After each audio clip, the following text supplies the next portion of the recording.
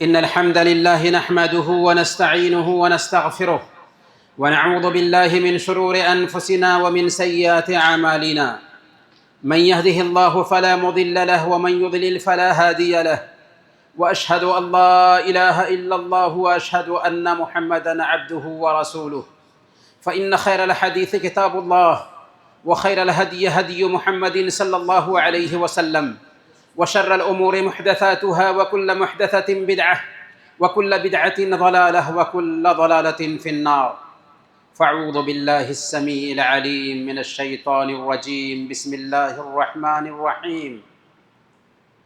يا أيها الذين آمنوا قوا أنفسكم وأهليكم نارا. رب اشرح لي صدري ويسر لي أمري واحلل عقدة من لساني يفقهوا قولي. اللهم لا علم لنا إلا ما علمتنا إنك أنت العليم الحكيم. حاضرین جمعہ، بزرگوں اور دینی و ملی بھائیوں، ہم اپنا نیک جذبہ آپ تک پہنچانا چاہیں گے کہ ہمیں آپ سب سے اللہ کے لیے محبت ہے، اور اس محبت کے طفیل اللہ رب العالمین سے ہم دعا کرتے ہیں کہ اللہ تعالی ہم سب کے مسائل حل فرمائے، ہمارے آل و اولاد کی حفاظت فرمائے اور ہمارے گھروں میں برکت پیدا فرمائے۔ بھائیوں، آج ہم میں سے اکثر لوگوں کی یہ شکایت ہوتی ہے کہ کمائی میں برکت نہیں ہوتی، بچے خراب ہو رہے ہیں، گھر میں برکت نہیں آ رہی ہے۔ گھروں میں برکت کیسے آئے گی؟ آج کے خطبہ جمعہ میں انشاءاللہ اسی حوالے سے مختصر گفتگو کریں گے۔ میرے بھائیوں، گھر کیسے بنتا ہے؟ گھر میں بیوی ہوتی ہے، گھر میں بچے ہوتے ہیں، گھر میں شوہر ہوتا ہے اور ایک گھر ہوتا ہے۔ اگر دین کا ماحول بنایا جاتا ہے، دینی ماحول میں گھر کے افراد کو تربیت دینے کا اہتمام کیا جاتا ہے تو اس گھر میں برکت آتی ہے۔ لیکن اگر گھر میں دینی ماحول پیدا نہیں ہوتا تو گھر میں برکت نہیں آتی۔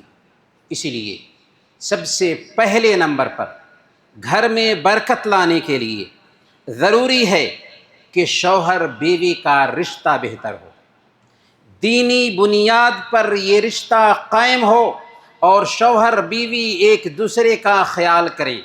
ہماری شریعت نے ایسی تعلیمات دی ہیں کہ اگر ان تعلیمات کو شوہر بیوی آپس میں برتتے ہیں تو ان کا رشتہ خوشگوار گزر سکتا ہے۔ اللہ تعالیٰ نے فرمایا وعاشرہن بالمعروف، ان عورتوں کے ساتھ اچھے طریقے سے سلیقے سے نباہ کرو۔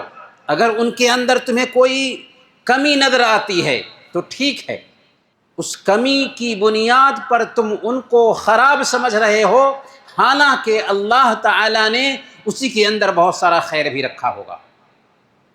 اللہ کے نبی صلی اللہ علیہ وسلم نے صحیح مسلم کی روایت کے مطابق بہت اچھا قاعدہ بتایا، لا یفرق مؤمن مؤمنۃ ان کرہ منہا خلقا رضی منہا آخر، کہ کوئی بھی مومن اپنی مومنہ بیوی کو ناپسند نہ کرے۔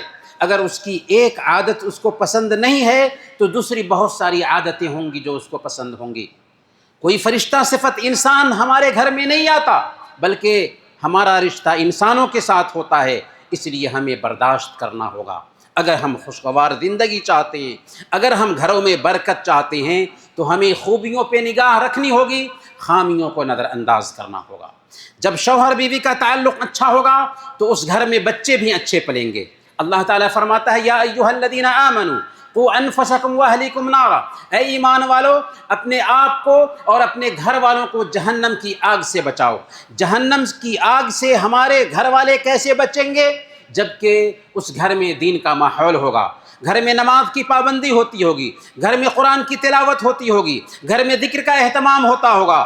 جب تک کہ گھر میں دین کا ماحول نہ بنے تب تک کہ گھر میں برکت نہیں آ سکتی۔ اسی لیے سنن ابی داؤد کی روایت ہے، اللہ کے نبی صلی اللہ علیہ وسلم بیان فرماتے ہیں بچوں کی تربیت کے حوالے سے، مروا اولادکم بالصلاۃ وهم ابناء 7 سنین واضربوهم علیہا وهم ابناء 10 وفرقوا بینہم فی المضاجع۔ جب تمہارے بچے 7 سال کے ہو جائیں تو انہیں نماز کا حکم دو، اور 10 سال کے ہو جانے کے بعد اگر نماز نہ پڑھتے ہو تو ان کی پٹائی کرو اور ان کے بستر الگ کر دو، ان کے بستر الگ کر دو۔ یہاں پر تنبیہ ہے ماں باپ کو، بلکہ اللہ کے نبی صلی اللہ علیہ وسلم نے آرڈر دیا ماں باپ کو. اسی لیے اگر وہ اپنے بچوں کو 7 سال کی عمر میں نماز کا حکم نہیں دیتے ہیں، 10 سال کی عمر ہو جاتی ہے اور نماز کی پابندی نہ کرنے کی وجہ سے ان کی پٹائی نہیں کرتے ہیں، تو اگرچہ بچے بلوغت کی عمر کو نہیں پہنچے ہیں، ان کا مواخذہ نہیں ہوگا، لیکن ماں باپ کا مواخذہ ہوگا، کیونکہ ماں باپ نے اپنے بچوں کو تربیت نہیں دیا. گھر میں برکت آنے کے لیے ضروری ہے کہ جب ہم گھر میں داخل ہوں، گھر سے نکلیں تو ذکر کا اہتمام کر لیں. گھر میں داخل ہوتے وقت بسم اللہ کہیں، گھر والوں کو سلام کہیں. صحیح مسلم کی روایت ہے، اللہ کے نبی صلی اللہ علیہ وسلم نے بیان فرمایا، ایک بندہ جب گھر میں داخل ہوتا ہے اور اللہ کا نام لیتا ہے، پھر جب کھانا کھاتا ہے اور اللہ کا نام لیتا ہے، تو شیطان کہتا ہے کہ تمہیں نہ اس گھر میں رہنے کے لیے جگہ مل سکی اور نہ ہی کھانے کے لیے جگہ مل سکی. اور جب ایک بندہ گھر میں داخل ہوتا ہے، اللہ کا نام نہیں لیتا، تو شیطان کہتا ہے کہ چلو تمہیں اس گھر میں رہنے کے لیے جگہ مل گئی. پھر جب وہ کھانا کھاتا ہے، اللہ کا نام نہیں لیتا، تو شیطان کہتا ہے کہ چلو اس گھر میں رہنے کے لیے بھی جگہ مل گئی اور کھانے کے لیے بھی جگہ مل گئی. اسی طریقے سے اگر ہم چاہتے ہیں کہ ہمارے گھروں میں برکت آئے تو زیادہ سے زیادہ استغفار کا اہتمام کریں. صبح اور شام میں سید الاستغفار کا اہتمام کرتے ہیں. تو اللہ کے نبی صلی اللہ علیہ وسلم نے صحیح بخاری کی روایت کے مطابق بیان فرمایا کہ جو آدمی سید الاستغفار کا اہتمام صبح میں کر لیتا ہے، یقین کے ساتھ شام تک اس کی موت ہوتی ہے جنت میں جائے گا. اور شام میں استغفار کر لیتا ہے، صبح تک اس کی موت ہو جاتی ہے، وہ جنت میں جائے گا. ہمیشہ استغفار، استغفر اللہ استغفر اللہ استغفر اللہ کہنے سے عجیب طریقے سے گھر میں برکت آتی ہے. اللہ رب العالمین روزی کے دروازہ کھولتا ہے. اسی طریقے سے گھروں میں برکت لانا چاہتے ہیں تو ہمیں چاہیے کہ گھروں میں قرآن کی تلاوت ہونی چاہیے. گھروں میں اگر قرآن کی تلاوت ہوگی، عجیب طریقے سے گھر میں برکت آئے گی. قرآن بابرکت کتاب ہے، اور جب ہم اس کتاب کو گھر میں پڑھیں گے تو گھر میں برکت آئے گی. اللہ کے نبی صلی اللہ علیہ وسلم نے صحیح مسلم کی روایت کے مطابق بیان فرمایا، لا تجعلوا بیوتکم مقابر ان الشیطان ینفر من البیت الذی تقرأ فیہ سورۃ البقرہ. اپنے گھروں کو قبرستان مت بناؤ. پتہ یہ چلا کہ قرآن قبرستان میں پڑھنے کی چیز نہیں ہے. اپنے گھروں کو قبرستان مت بناؤ. ان الشیطان ینفر من البیت الذی تقرأ فیہ سورۃ البقرہ.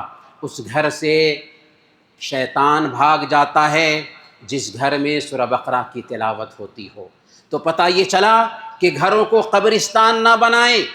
یعنی جیسے قبرستان میں قرآن کی تلاوت نہیں ہوتی، ویسے ہی گھروں کو نہ بنائیں.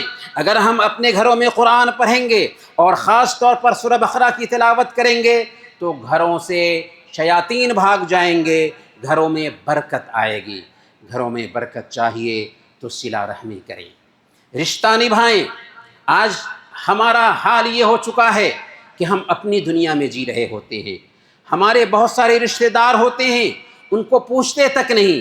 حالانکہ اگر ہم ان کی خبر رکھیں، ان کا حال چال لیں، ان کی ضرورت ہے، اس ضرورت کے مطابق ہم کچھ خرچ کریں، تو اس کی وجہ سے ہمیں برکت ملتی ہے. صحت میں برکت ہوتی ہے، مال میں برکت ہوتی ہے، گھر میں برکت آتی ہے. اللہ کے نبی صلی اللہ علیہ وسلم نے بیان فرمایا صحیح بخاری اور مسلم کی روایت کے مطابق، جو الصادق المصدوق ہیں، آپ نے فرمایا من احب ان یبسط له فی رزقہ وان یمسع له فی اثرہ فلیصل رحمہ. جو آدمی یہ چاہتا ہو کہ اس کی روزی میں برکت آئے اور اس کی عمر لمبی کر دی جائے، جو آدمی چاہتا ہو کہ اس کی روزی میں برکت آئے اور اس کی عمر لمبی کر دی جائے، اسے چاہیے کہ وہ صلہ رحمی کرے. اور سب سے اول اور آخر یہ کہ اگر ہم گھروں میں برکت چاہتے ہیں تو نمازوں کی پابندی کریں. 5 وقت کی نمازیں یہ اسلام اور کفر کے بیچ حد فاصل ہے. نماز ایک مسلمان کی پہچان ہے. بین الرجل و بین الکفر والشرک ترک الصلاۃ. ایک انسان اور کفر و شرک کے بیچ فرق کرنے والی چیز نماز ہے. نماز ہمارے حبیب کی آنکھوں کی ٹھنڈک تھی۔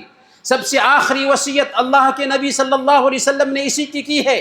کل قیامت کے دن سب سے پہلے اسی کے بارے میں پوچھ گچھ ہونے والی ہے۔ اگر یہ نماز ہماری زندگی سے رخصت ہو گئی تو ہم عجیب طریقے سے بے چینی کی زندگی گزارتے ہیں۔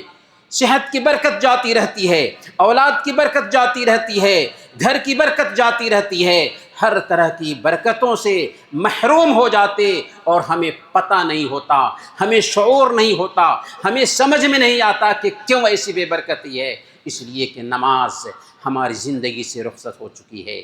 اس لیے میرے بھائیوں، نماز کا اہتمام کریں گے، گھر میں برکت آئے گی، کمائی میں برکت آئے گی، زندگی میں برکت آئے گی۔ نمازوں کی پابندی کریں، اور خاص طور پر گھروں میں پڑھی جانے والی نماز کا اہتمام ہونا چاہیے۔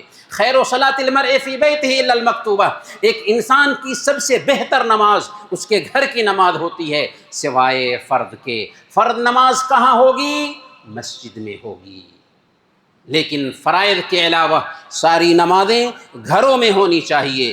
تو جب ہم نمازوں کا اہتمام کرتے ہیں تو عجیب طریقے سے ہمارے گھروں میں برکت آتی ہے۔ اللہ تعالیٰ سے دعا ہے کہ اللہ تعالیٰ ہم سب کے گھروں میں برکت عطا فرمائے۔ آمین۔ بارک اللہ لنا ولکم فی القرآن العظیم ونفعنا وإیاکم بالآیات والذکر الحکیم، انہ تعالی جواد کریم ملک بر رؤوف رحیم۔